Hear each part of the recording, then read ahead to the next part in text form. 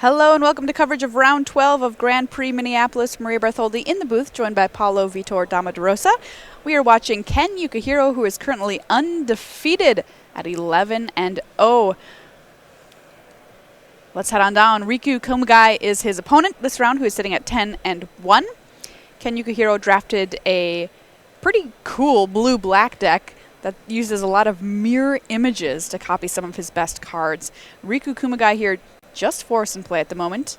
Highland Game, Elvish Rejuvenator, fighting him yet another one. He's got a ton of mana already. Is it mono green? I don't think I saw. Oh no, he has he has planes in hand. He has 3 cards in hand. That didn't go well for him. Aven Windmage for Ken Yukihiro. Yeah, we saw a good bit of Ken Yukihiro's deck. He had a lot of very good cards, and he didn't have a lot of removal. I don't think, but he did have disperses. So this green-white auras deck might not be the best, the best against specifically Ken Yukihiro's blue deck, but. And maybe Riku has all of those Vine Mares that we saw in this draft.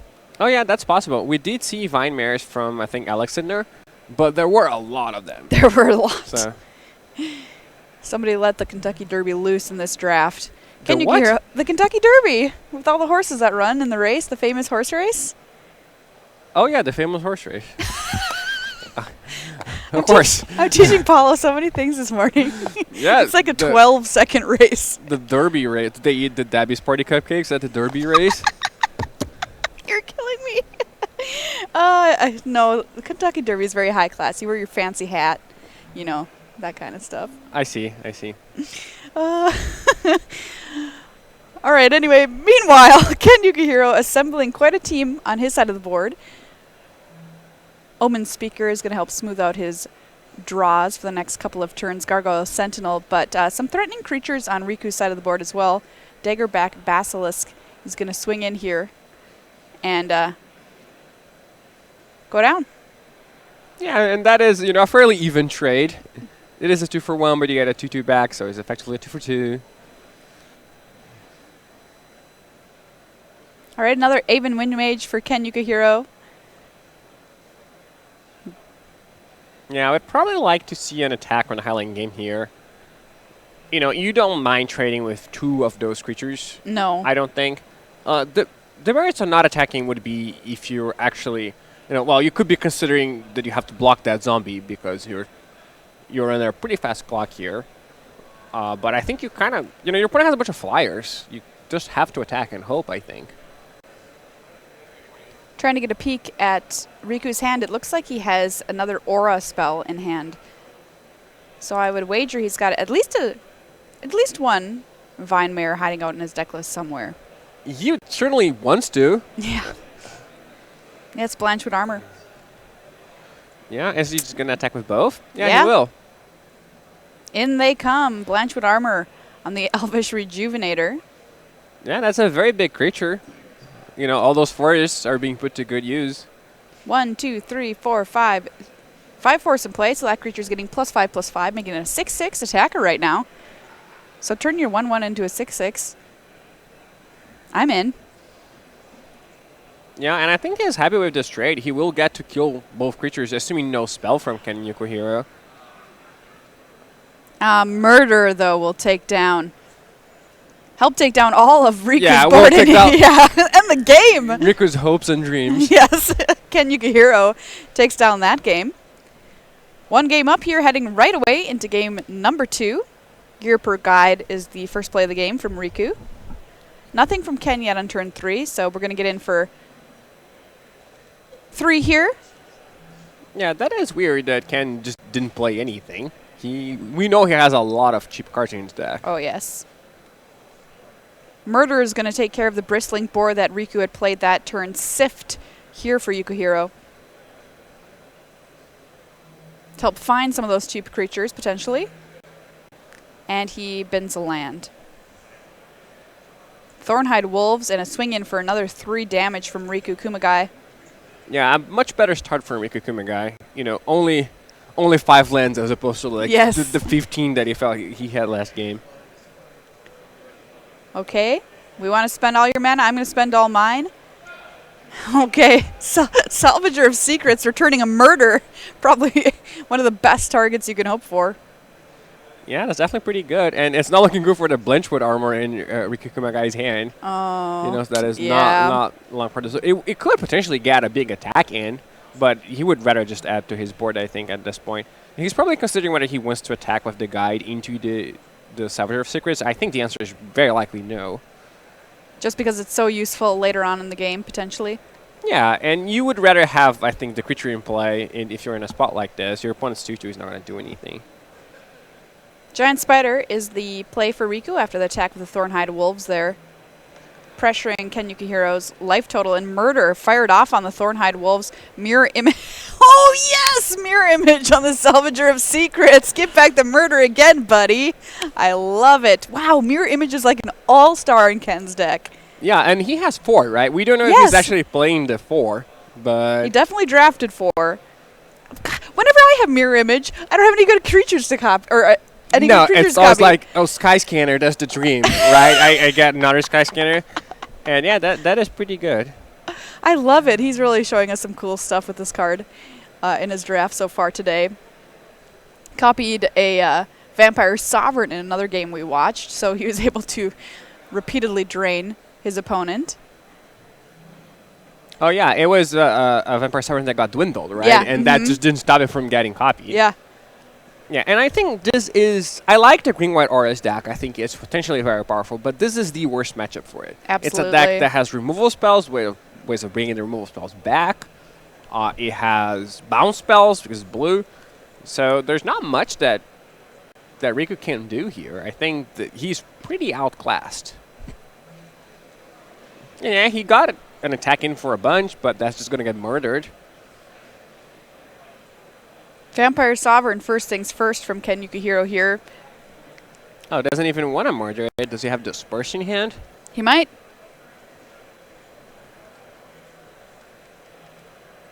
Spider wearing some tree armor. Vampire Sovereign, Flying Siege Rhino for Ken Yukihiro, whose life total is at 7, but yes, I do see Disperse pulled to the front of his hand. Yeah, and this is just so hopeless. It's so frustrating. Yeah. For Riku here. You know, his entire game plan is play creatures and make them bigger. And his opponent's entire game plan is kill those creatures over and over and bounce those creatures. So, yeah, there's just not really anything you can do. And when your opponent keeps buying back murder, is just feels pretty bad. Okay, so we are going to attack in with the spider and push through the damage with the gear per guide, but Disperse sends the spider back to Riku's hand. Yeah, the writing was really on the wall with that one. When you know your opponent has Right. murder, they're not just going to take, 6 or potentially even 7 damage. Another Rejuvenator for Kumagai here will find a forest.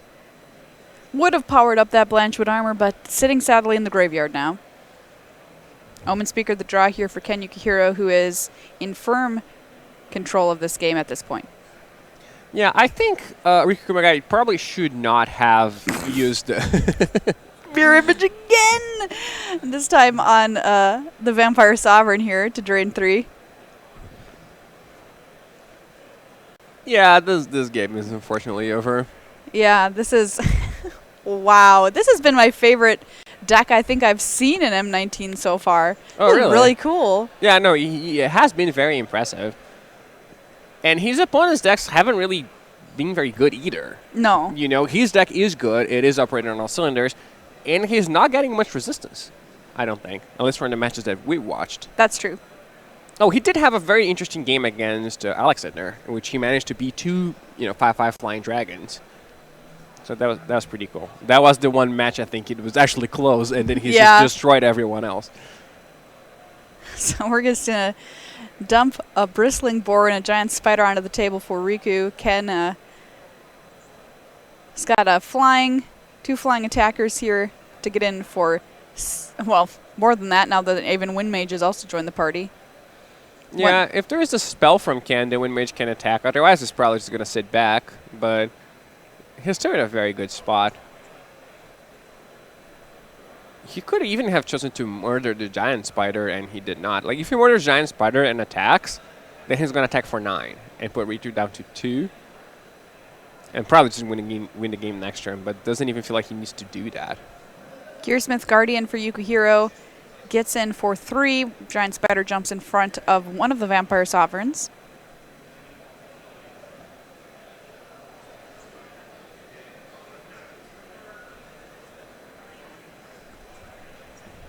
Ken Yukihiro at 10 life, and Riku says there is absolutely no way I can win from this point. Ken Yukihiro taking down this match pretty quickly versus Riku Kumagai, 2 games, 2-0. And card of the match there, definitely going to be Mirror Image. Yeah. I mean, or Murder, or Dispersed. They're all pretty good. Or Vampire Sovereign. Yeah. they're all great. And we've been talking at least this morning across our coverage teams here about how some people in M19 draft want to draft decks that have a certain theme to them, like life gain, because there's synergy between the cards. And blue-black kind of isn't one of those archetypes that has an inherent synergy when you're looking at the cards themselves, but we saw here in the way that Ken drafted that he can certainly build one. Yeah, blue-black is interesting because your cards are about as good as they would normally be, right? You have a card like Murder, well, that's going to be great in blue-black, but also great in anything black. Sure. Whereas if you're playing a deck like black-white, then you have, Vampire Neonate. That's a card that's okay for everybody and great for you. A Giant Pride Mage, okay for everybody, great for you. So your cards become better because of the context you're in. And with blue-black, I feel like that is not necessarily the case. There are no cards that are normally bad or average and become excellent once they are in the blue-black shell. Like a Stealer of Secrets is a card that if you were black-blue, then you get to rebuy your removal spells, but you really need your cards to do work there because they don't get better through synergy. And they did for Ken Yukihiro. His card quality was really high. Okay, well, we've got more from this round coming at you in just a minute.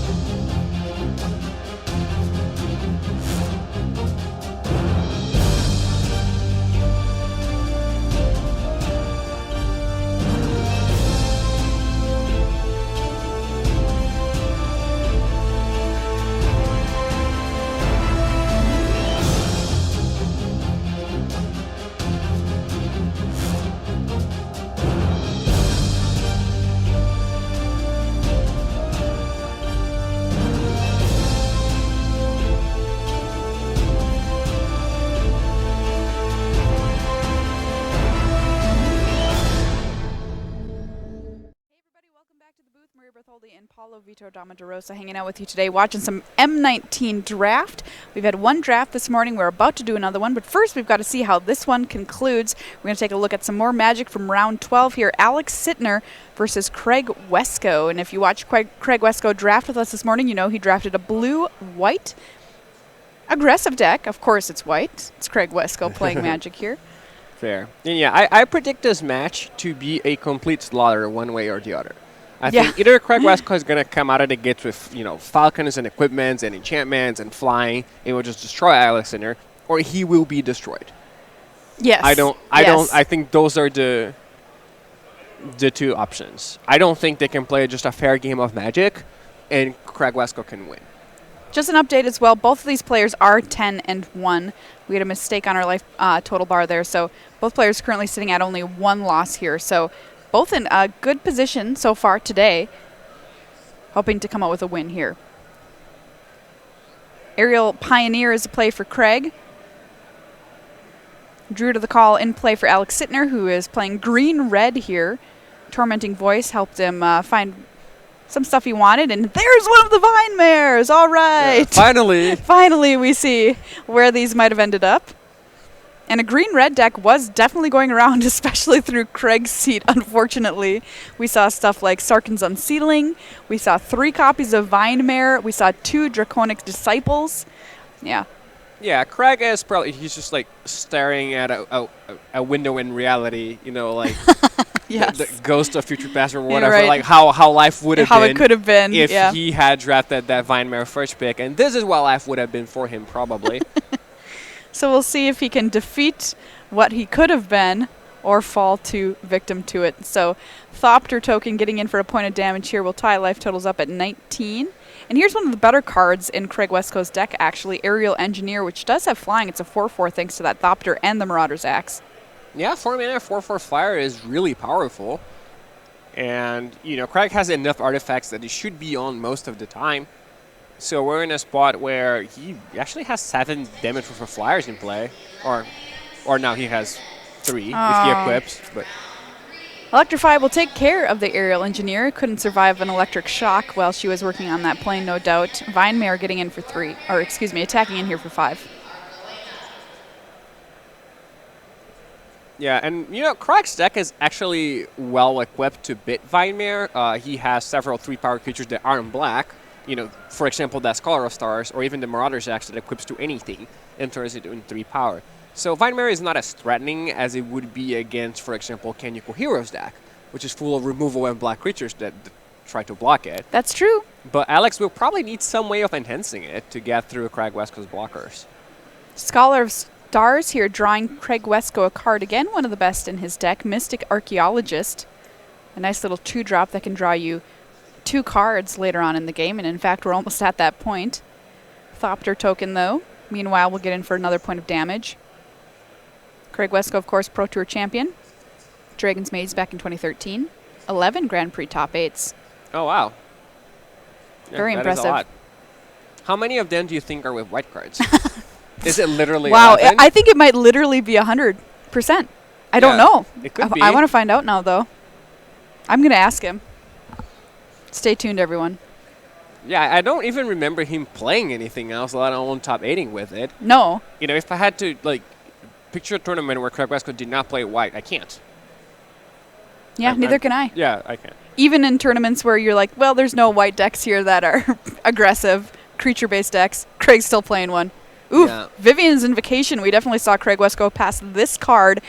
This is a great card. Alex Sitnur going to look at the top 7 cards of his deck. Now you want to read it? when you could have taken it, you're like, yeah, whatever. I don't care about this. This doesn't do anything. Yeah, read that one too. Yeah, read that one. It's going to be pretty brutal, buddy.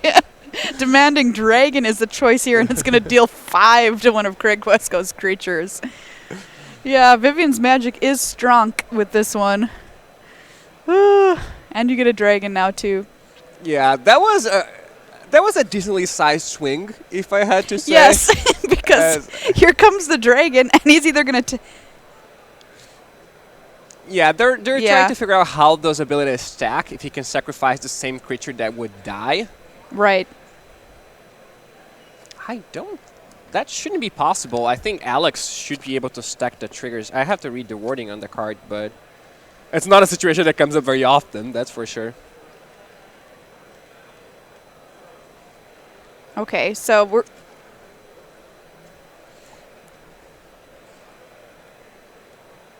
Yeah, it looks like the green card is just going to resolve first fully. The damage will be dealt, and then after that, Craig Wescoe will have the choice of sacrificing a creature or taking 5 damage.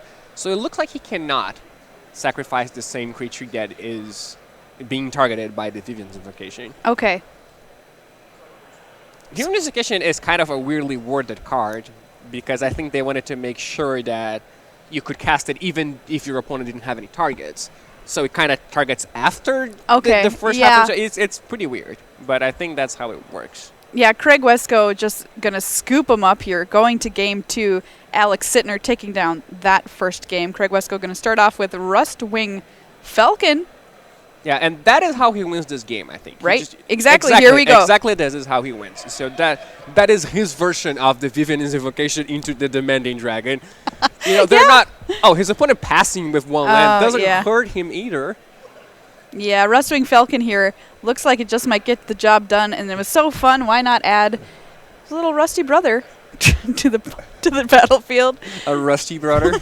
two little rusty dubs swinging on in here for Craig Wescoe. Knight's Pledge is Rustwing Falcon's BFF, and here comes Aerial Pioneer. So Mom's coming in to check this out, and Alex Sitner's like, nope. Yeah, I'm going to say my prediction of this game is going to be a slaughter either way. And you're right. You were right. Coming to fruition. Yeah. Yep. All right, so GG. There we go. Craig Wescoe tying things up. And hopefully we'll have enough lands on both sides of the battlefield this time around. Druid of the Call for Alex Sitner is the first play, so we've at least got 3 mana. Yeah, and if you're Craig Wescoe, you're like, well, obviously you're happy you won, but you were like, well, I wasted my great draw into my opponent's one-lander. Like, couldn't those have happened in different games, please? Well, you know, you take it. Craig Wescoe does have access to a 3rd land for next turn to Rustwing Falcon, already in play for him. I don't see a Knight's Pledge, though. Yeah, I don't think he has one. Tormenting Voice is going to discard Colossal Dreadmaw for Alex. Play a land and pass. Card like Tormenting Voice in red-green, helpful to get you some a form of card draw in colors that don't normally have access to those kinds of things. Yeah, and his red-wing deck specifically seems to be a little bit on the rampy side. Yeah. So Tormenting Voice is good because it either finds your big threats, or if you're big threat heavy, such as he seems to be, he discarded Colossal Dreadmaw, then he can find you lands or cheaper spells. Aven Windmage hitting the table for Wescoe. Psy Master Thopterist hanging out in hand, as well as an artifact, I believe. Oh, he has the combo? I think so. Yeah, it does seem to have an artifact. Is it Rogue's Gloves? That might just get in play before the Psy if it is that.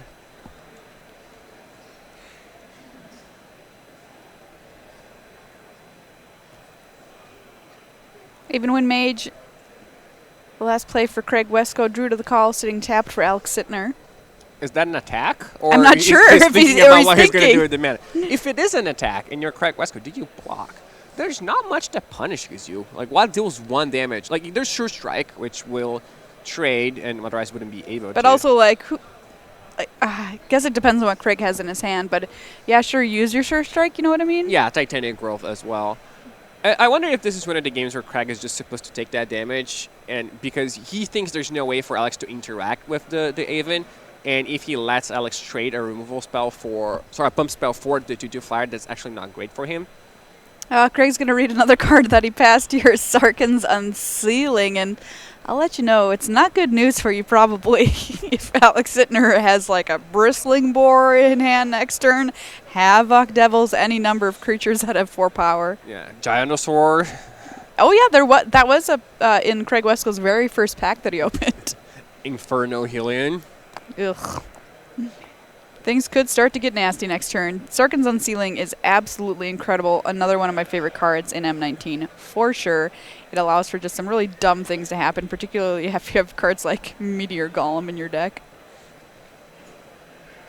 All right, so we're taking to the skies here for Craig Wescoe. He sees the writing on the wall that they both might not be very long for this world, and is going to not elect to play Psy, and instead we're going to kind of widen out a little bit more here with Aviation Pioneer. Yeah, and he keeps presenting. That is Gearsmith, not a Roseblows. But yeah, he keeps presenting small flyers, and he just has to hope that Alexander runs out of 4 power creatures, or at least that he doesn't have the time to play all of them. Rock's Oracle is going to enter the battlefield and take down Aven Windguide here with that activation from Sarkhan's Unsealing. Whenever you cast a creature with power 4, 5, or 6, deals 4 damage to any target, so that could start going to Craig's face later in the game if things turn out that way. AKA Pizza Rhino. He's back, and he's ready to eat some pepperoni. Oh, I could definitely use some pizza right now. All right, everybody, you heard it. Send it on over. Convention Center, Minneapolis. Yes. Rustwing Falcon Thopter token, swing in for 2. How do you like Rock's Oracle, by the way? It's only got 2 toughness, but you draw a card. I think it's fine, not spectacular. It is a lot more dependent on what you're playing against than what you have in your own deck. So it's great against some decks, and it's horrible against other decks. Like if your opponent is, the 10 removal spell deck, then it's a good card because it demands an answer and it replaces itself, and the games will go along. But if your opponent is the super fast deck, for example, then you don't really want to pay 5 mana to get a 4/2 in play that will just trade with a 2-drop. Right. So I think it's a card that I'm not thrilled to play multiples off, but it depends on what the rest of your deck looks like and how much you can use a 4/2 body. And especially how well that matches up against what your opponent is doing. Sarkhan's Unsealing as well. Bristling Boar here for Alex Sitnur. Will once again deal 4, this time to Rustwing Falcon. But Gearsmith Guardian in play for Craig Wescoe does give him at least 1 creature that can't be shot down from the Unsealing. Yeah, the Flame Tongue Boar over there. Yeah, right. And yeah, it would be pretty hard to get rid of that with the Unsealing alone. Craig's life is still at 20 at this point, although he hasn't been able to do that much damage to Sitnur. Yeah, he has and I don't know what his other card is. He has a Psy and a blue card. The Dwindle. Is that Dwindle? Mm-hmm. Okay. Yeah, it's kind of feels bad here when Dwindle is going to shrink one of, Sitnur's big beasties, but they've already done the damage. Yeah, I'm not sure you even cast it in a spot like this. Because those can't get through the Gearsmith. True. Though they could theoretically just attack, and then if Sitnur plays another 4-power creature, then that finishes off the Gearsmith. Wescoe is going to choose to Dwindle the Boar. And all right, I like it. Keeping the pressure on. In comes the Guardian, in comes the Thopter. We're very likely going to see a double block here, I think, from the Rocks and the Drick. Oh no, okay. So he wants that mana, probably. Yeah, that is a reason to do the Dwindle on the Boar, because then if your opponent wants to double block, you actually kill both the blockers. So I'm thinking that Alex just needs a land here. Otherwise, I think he would have just blocked with the Druid. Vivian's Invocation. All right, we'll see if we can deal 5 to this Gearsmith Guardian. He had Demanding Dragon last time. We're looking at 7. There's a good chance he'll have that or something equally as powerful this time. Yeah, Demanding Dragon would just be Wrath of God. But Vine Mare will get the job done too. Oh, unfortunately, that doesn't actually work with Sarkhan's Unsealing. No, cast a creature spell. Yeah, what a Nombo. Yeah, might as well take it out of the deck. Yeah. Rock's Oracle able to get in an attack, and now Alex Sitnur has a Vine Mare, and he dealt 5, dealing with Craig's Gearsmith Guardian. 1 horsey boy can take down 1 giant bot. Psy will offer up a trade here for the Rocks. Yeah, a good trade for Craig Wescoe, I think, but still, Alex doesn't really know what is in Wescoe's deck, so just wants to get rid of that Psy. Doesn't want to risk start making a bunch of, Thopters that could actually erase him. Another Aviation Pioneer for Wescoe, who has managed to get Sitnur's life total down to 12 so far this game, but we've got a Vine Mare in play now. Yeah, and when Alex started attacking, it will be in chunks of 10. You know, it won't. This is just brutal. Vinemare number 2 for Sitnur. Turns out this 5-3 horse doesn't even need to be enchanted with anything, and I think we have found the deck that Craig Wescoe passed. And it ended up 2 seats away from him, actually. Rob Pisano was between Craig Wescoe and Alex Sitnur, so Rob didn't want this deck either, but Alex found it, and boy oh boy, did he find it in a big way. Yeah, he really found it. I know Rob Pisano took the Vampire Sovereign pack too, instead of the Vinemare, which I think is totally defensible, depending on what your first pick is too. But yeah, so he just shipped the green, and Alex was very happy to collect. So the Vinemare's swinging in, and yeah, Craig Wescoe is going to triple block here. Yeah, that will not go great. I guess it's better than dying. That's true. But not that much better. And you know, we were talking about it, and it seemed in the draft portion, Craig had a very strong propensity for red-white, first picking a shock and that kind of thing. And he did tell me that this was his first draft of the format, which isn't unusual given that the Pro Tour does not have draft this time around, so the players are busy testing for other things. But I can see why, if you see, you know, a card like Vinemare, you just say, number 2? 2 Vivian's Invocations? All right, this is disgusting. Thornhide Wolves, there's the handshake. Alex Sitnur, 2-1 over Craig Wescoe. Wow, his deck is a work of art. I loved it. Oh, yeah, it was definitely great. Yeah, but what I was saying is that if you see a card like Vinemare first thing off in M19, I didn't think it was going to be as powerful as it is. I thought it was good, but I'm like, well, it only has 3 toughness. You know what I mean? But turns out there are a lot of good auras in this set. Yeah, and a lot of black creatures and a lot of removal spells. Yeah, that's true. So it is good against those. All right, let's head down for more Time Walk Magic here from round 12. All right, speaking of Rob Pisano, here he is, 10-1. Mike Bernaque at 9-2. He's got a red-black deck. Yeah, Rob Pisano with some old-school swamps. Backhand lens actually tapped for mana in the text box. Oh, yes, sure enough. Really pretty as well. How do you feel about your lens? Do you have a specific set of lens that you use? Do you want all the same picture? What do you do? I have a specific set. I use the unhinged lens.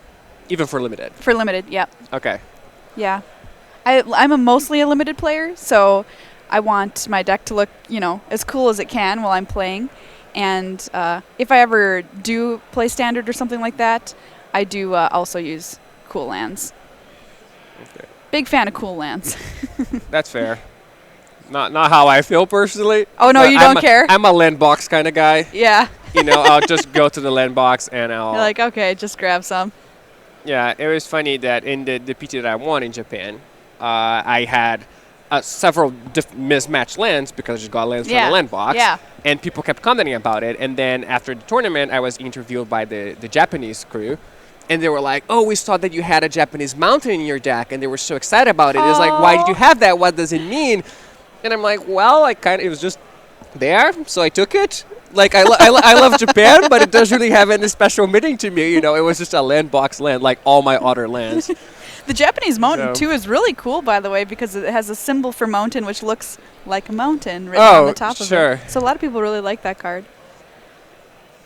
Down on the battlefield, Strangling Spores deals with a Skeleton Archer, 2 dueling Vampire Neonates on either side of the table.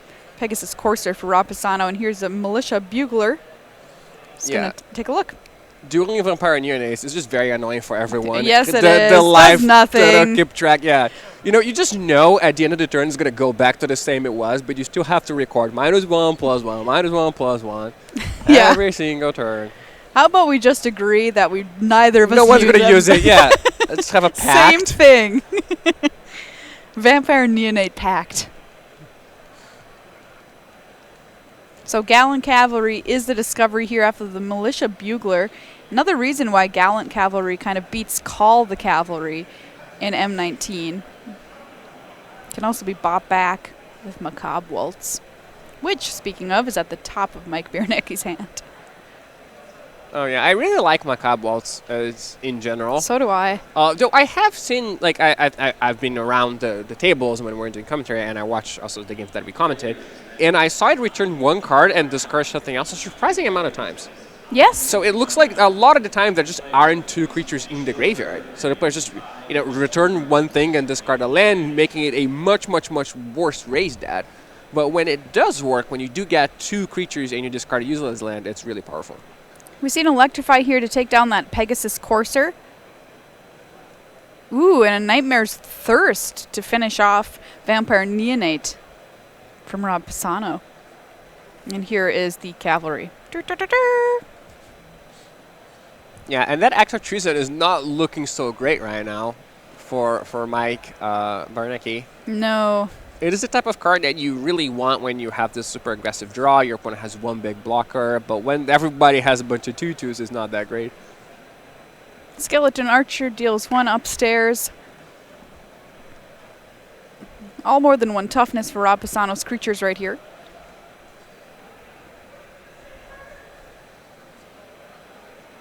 And here is the Vampire Sovereign hitting the table to drain for 3.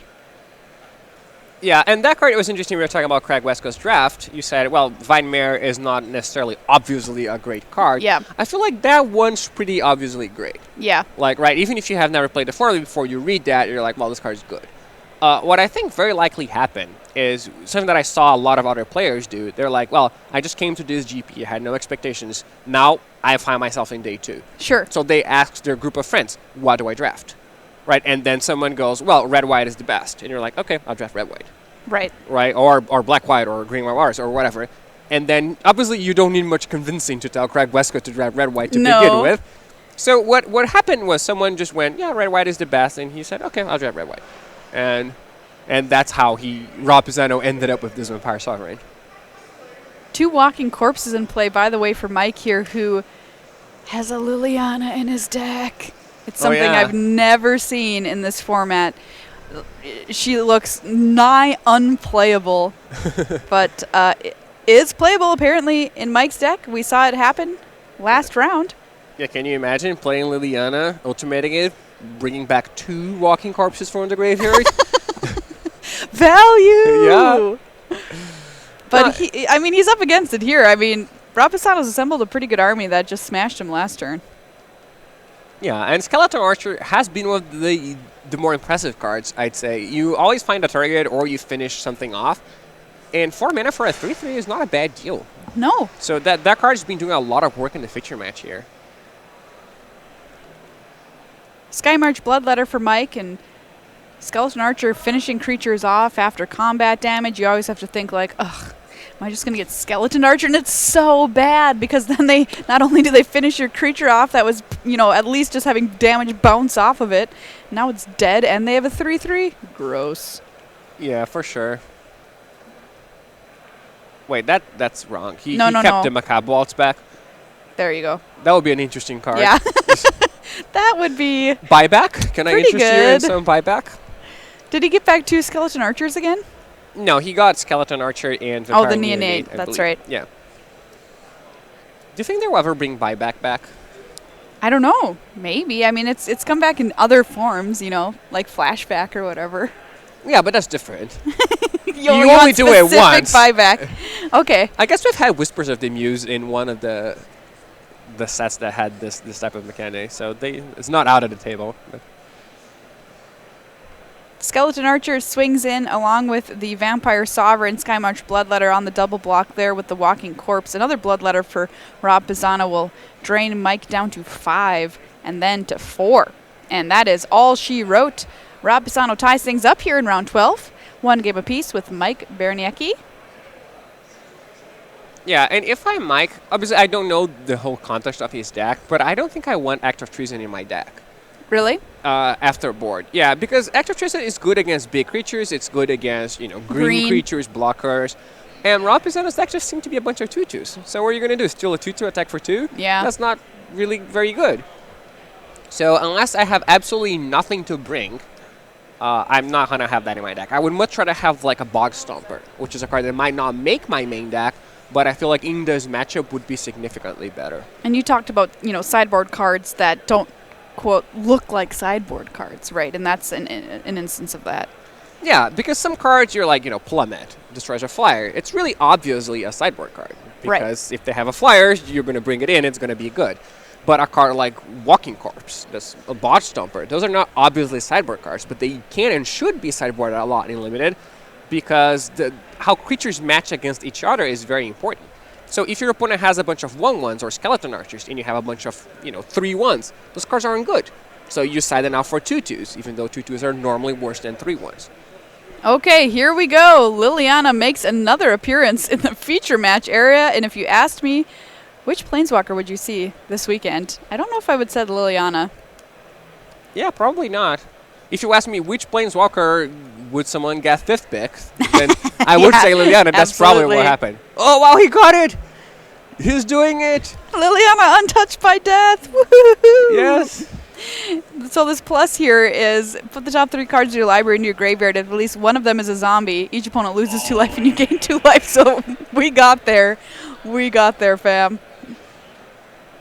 Yeah, and now she can rebuy the Walking Corpse. That's true. For the mere cost of 3 loyalty. Wow. I don't know if there are any other zombies in Mike Bernaque's deck. He could have, like, Death Baron, for example. That would be a really good card to mill. Gravedigger is also a zombie and also really good for that. There aren't that many zombies in this set. No, like, that's the thing. That's the problem. Death Baron is like just kind of like meh because there's not a lot. Yeah, and Death Baron works with skeletons too. Yes, that's true. That's true. The best cards are skeletons for it. Skeleton Archer and Reassembly Skeleton are the 2 best ones. Oh, there we go. Another hit. Yes. Well, now he will actually ultimate it, and I say ultimate in quotes, because -3, you may cast zombie cards from your graveyard this turn. He will get 2 Walking Corpses. And I think the ultimate sign of disrespect there by Rob Pisano is that he attacked with his lifelinker, and I think he attacked Mike. He didn't even attack Liliana. So you see how this player is valid. But, I mean, it's been good this game. It drained for 4, which is a sizable amount. Now and it's getting 2 2/2s. So... And now it can threaten to kill something with the second ability. So Liliana's actually been pretty good, I have to admit. Her -2, target creature gets -X until end of turn, where X is the number of zombies you control. So, man, I bet he wishes he had a Death Baron. It'd be so sweet on this board right now. Oh yeah, now you're shooting at Liliana, but... Lich's Caress was the draw here for Mike. Yeah, there might not even be another zombie in Mike's deck. Act of treason. Oh, yes. Steal the skeleton, force the block, and Rob Pisano was stuck on lands. With the preempt handshake. Yeah. So he Love had it. 2 Vampire Sovereigns on hand, unfortunately, that he couldn't cast, which, would have stabilized him a little bit there. But Liliana, Death's Majesty, everybody, you heard it here, playable in Limited. There's a look at our pod. Let's find out how things went here for our first draft of the morning. Ken Yukihiro ended up 3-0 in this pod, so he is your pod champion. He's the person we saw playing the blue-black deck with all of those mirror images. That was really, really sweet. Craig Wescoe only managing a 1 and 2 off of his blue-white kind of aggressive, minorly interested in artifacts themes, which isn't surprising. First deck of draft of the format for him. And our other drafter, Kentaro Yamamoto, that we watched, ended up 2-1. And he had a pretty good-looking deck, which is a red-white, very aggressive, one of your favorite decks to draft in the format. Yeah, I think his deck looked like what a good version of that deck should look like. Yeah. So there you have it, our first taste of draft so far this morning at Grand Prix Minneapolis. We've already seen some really awesome stuff. If you would have told me I would have seen a Liliana deck, I don't think I would have believed you. I thought she was straight up unplayable in Limited, but sure enough, there she was. All right, we'll see what else we can have happen here in draft because we're about to watch another one coming up in just a few minutes.